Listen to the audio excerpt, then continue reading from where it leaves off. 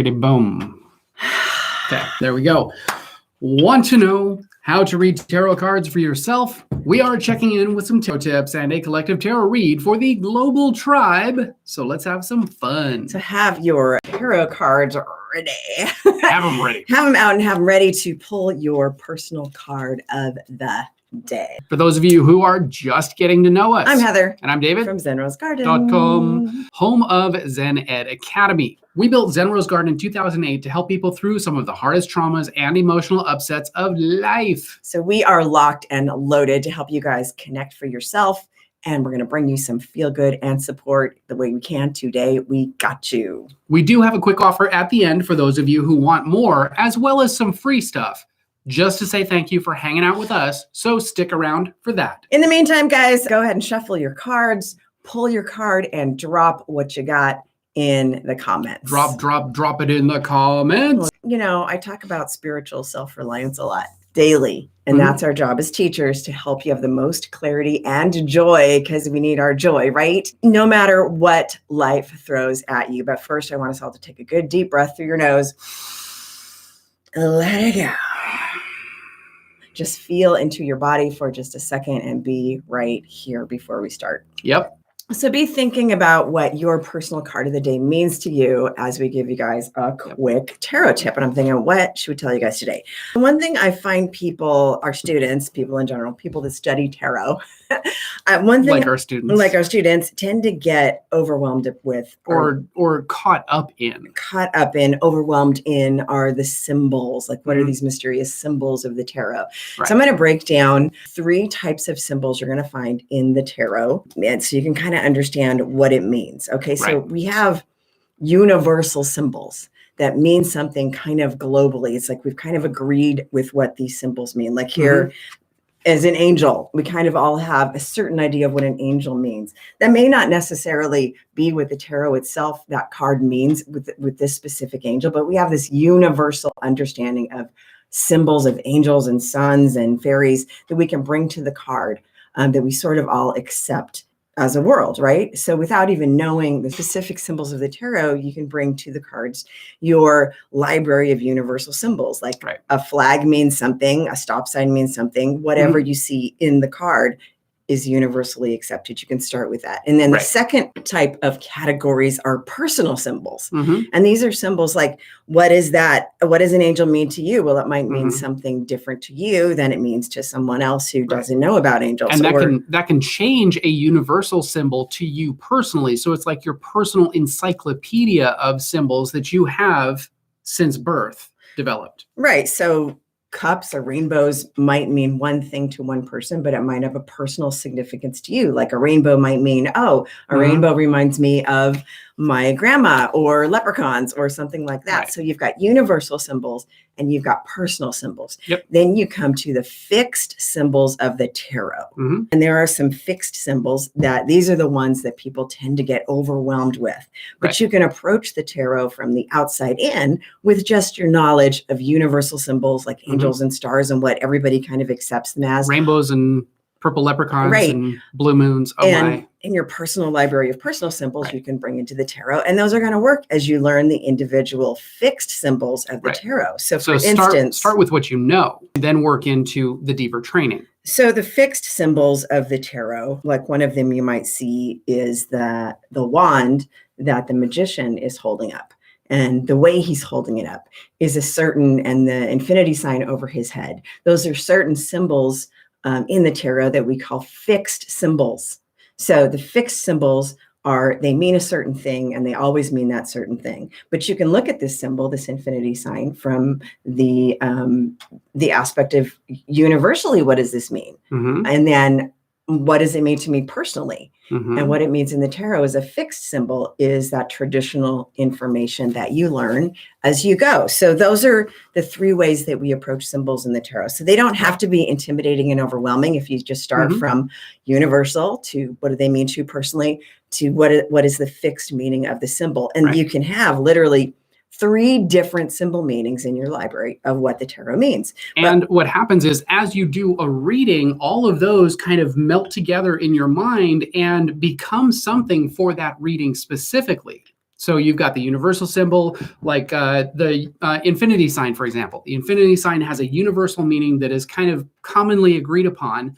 Then you've got what that infinity sign means to you personally. And then you've got the fixed meaning of that in the card itself and the way that it was drawn and what it means in the card itself. So all three of those mash up inside of your head, in your subconscious, and then pop out in certain ways for that particular reading. And it might be consistent across most readings, but you may have another reading that pops up and goes, okay, normally this means this to me, or universally, or as a symbol in the card. But this time it seems like it's a little different because of maybe all of the other cards in the deck and how it's all playing out and the story that's kind of coming along with that. They're all elements of the story of whatever reading it is you're doing. Yes. So we do recommend that you continue. Make it easy for yourself. Start from in the beginning, universal to personal symbols, and then do learn the fixed symbols, because Yes. if you have all three that you can pull from, and it's just like any language, you are learning layers of language. You Yes. have such a richer vocabulary to pull from, and an intuitive library. Yes. That you can flow in and out of. It just makes your readings a lot more fun. And when we're talking about language, you also have the different context of different words that normally mean one thing, but if you're talking to a friend, it might turn into a slang word or something that means something totally different than what it normally means because you've got some inside joke on a personal level with this particular friend. Right. Like, oh, it's really bad, or dude, that's bad. That's bad. If you're from the 80s. I'm totally from the 80s. Let's pull some collective cards for the day. He's so larger than life. So here is the format. Yes. The first card is going to be what our current energy is doing as a collective tribe. The second card is going to be about what we are being called to do or what we are being cautioned about. In the last video, this was our current energy. It was in the upright position. This is weird. I got this card upright yesterday. Today reversed. I got it, but reversed, it is still positive. It's one of those cards that when you reverse it, it's still a positive card, just a little bit more tempered excitement-wise. Like the Three of Wands upright is like, yeah, let's do a conga line. And this is like, let's do a waltz. So reverse, it's a little bit conga waltz. Right. It's like a little bit more controlled. It does signify in reverse the end of troubles, the end of adversity, the end of disappointment. It's just a little bit calmer. So it might be like this calm awareness of, okay, I feel better. I'm not as like anxious or as excited. Now it's time to get into my groove. Let me look around and see what kind of projects I need to pull off shelves and reactivate things in my life. So things that have been suspended are ready to awaken and activate. But you might not have been able to see that activation of these things when you were in the Three of Wands upright, which was like super excited. But now you're kind of like, okay, it's going to be all right. Oh, I should pull that off the shelf and that off the shelf. But it is about working smarter and not harder. And I think that's what it's telling us, because the Three of Wands, we can get, when we're in the Three of Wands energy, we can get a little extra. And caught up in the potential of everything. And get up in the potential of the shiny new toy. But the Three of Wands reversed, the excitement comes back a little bit and we're able to see a little bit out of the euphoria of the Three of Wands upright, but a little bit more sensible. Yeah, and a little bit more in the traction element of it. Which I was like, okay, that's interesting. I can't wait to see what the clarifier is. And the second card. That would be the second card. Was the ultimate balancer, which is the Temperance card. And I'm like, okay, I get it. I think we all need to hear these messages a couple of days in the road for them to really sink in. But Temperance is a major arcana, which means it is what it is. It's a good thing, right? It's happening. So Temperance. It's happening. Temperance harmonizes the spiritual part of you. Temperance harmonizes these different parts of ourselves in one. So they take the physical, the spiritual, the mental, and they balance them together, because we're not these things separately. We are whole beings with little pieces of all of these in different quantities at different times. But I like to call this card the turning water into wine card, because one of its kind of hidden stories is about the story about Jesus turning water into wine at the wedding at Cana. But it can be about compromise, because some people can see this card as a card of compromise, but it is in a positive way. Like, I wanted to do this, you want to do this, we can do this different thing together that sort of encompasses 75% of what I originally wanted and 75% of what you wanted. So it's a not I win or you win situation. It's a win-win. everybody wins. Yeah. So it is about compromise, but it's about balanced compromise for the greater good. Yes. Which makes the Three of Wands reverse make so much more sense when we step back from our excitement of what we want to do, and go, what do we want to do globally? What do we want to do for the greater good? Because that gets a better ROI on the back end. You're not getting it directly. You're not getting the accolades and the feel good in the beginning. But when you concede a few things, make a few concessions for the greater good, then that always comes back to you and makes you feel more full than if you had initially gotten the one thing that you wanted right then. You get more on the back end, so it pays dividends.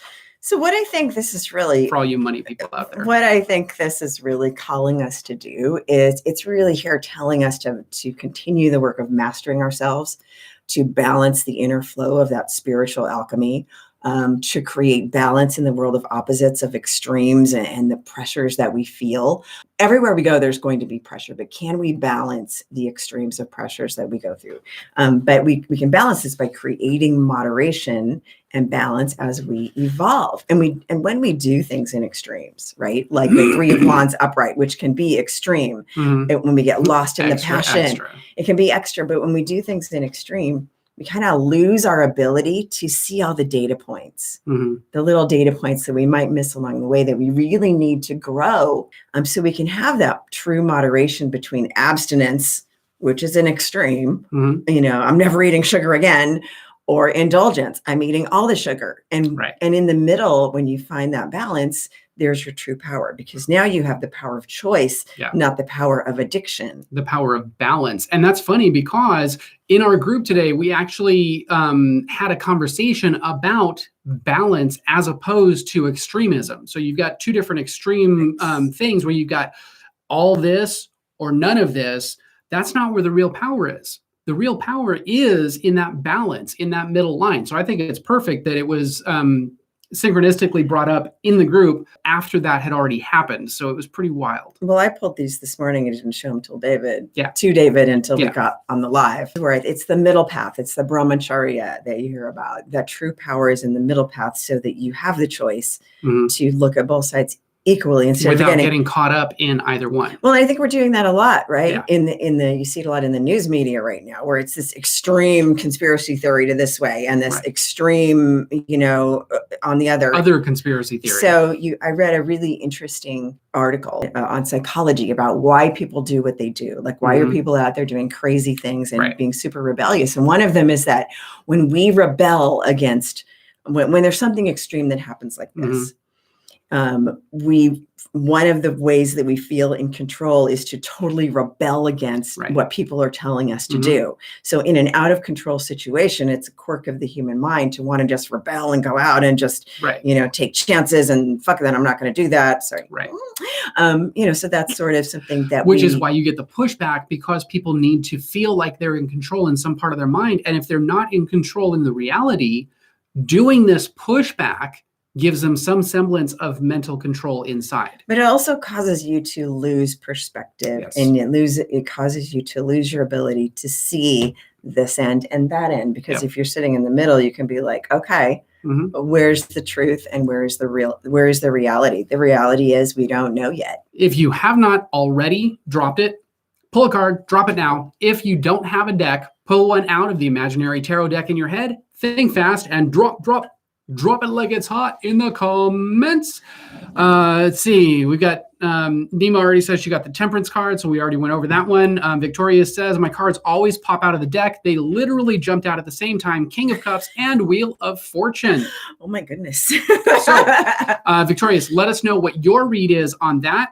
And if you guys want to do a read on these two cards, let me get them right. On the collective read, and drop your read in the comments on these two cards. If you're watching on the replay or if you're watching live, feel free to go ahead and do that. Let me make sure they lock in. It's that. Let me lock in. Come on. So feel into your cards and see what they're saying for you today. And I do want you to have confidence to trust yourself. So the King of Cups is, I love the King of Cups, because whenever I think of the King of Cups, I think of Frank Sinatra. Don't ask me why, it's just the thing. Because he's got a little bit of bravado, right? He's just this like yummy, emotional person that just is like, he's just loved, but he can have a little bit of hubris, a little bit of ego, like I did it my way, you know? So he's sort of a gushing character, but he's also very confident. And the King of Cups knows how to care for his tribe emotionally, because he sings those love songs to them, right? The Wheel of Fortune is never a bad card, in my opinion. In some decks it can be, but I like these two together, because the King of Cups and the Wheel of Fortune is kind of a nice balance of money and the ability to use it to do the things that you love for the people that you love.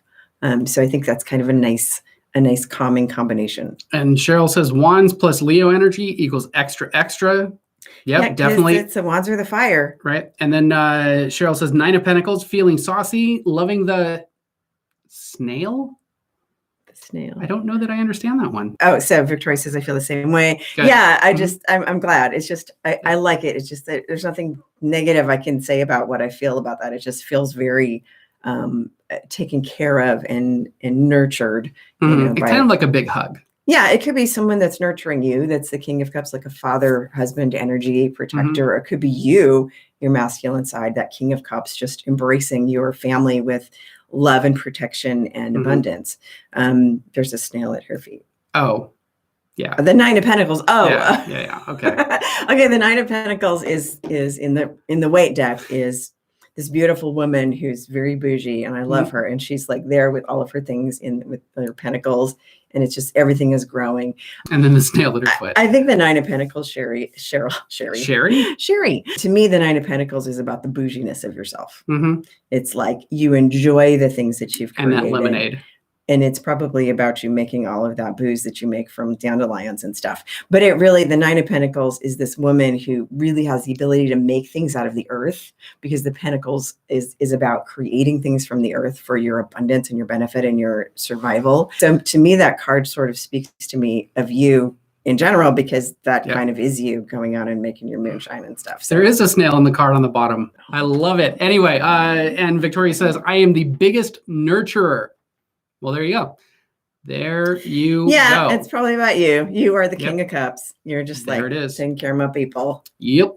So we do want to take a quick moment to tell you quickly about the offer to join our online community where our Zen heads hang out, and where we, as of a couple of years ago, teach all of our courses, including our comprehensive tarot course. So Zen Academy was an idea that grew from our love of teaching workshops in Vegas since 2008. We wanted to go bigger and decided to create something online and global. Zen Academy is a fully operational healing center that fits in the palm of your hand. It didn't just happen overnight. We've put all of our education and good mojo into growing it for a while now. And if you want in, we made it easy to access not just one class, but over 16 seriously deep PhD-backed courses to binge on to your heart's content. Plus all the lifetime replays. All of them. If you want to get in, make sure that you check out the link in the description, and I'm going to be dropping that. Drop it in the comments right there for you to check it out.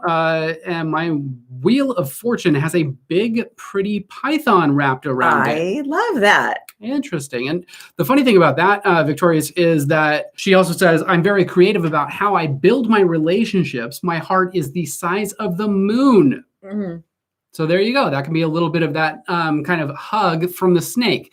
Since you guys have watched this far, be sure to check out the goodies that we've got for you. There is a link in the description below if you liked this video. Hit that like button. Hit it hard. And if you want to see more videos like this, be sure to subscribe. And spankety spank that bell to turn notifications on. So you're the first to know when we drop a new video, or go live. And now it's time to check out these videos over here and all up her nose. Oh no, but do check out the videos over here and over here.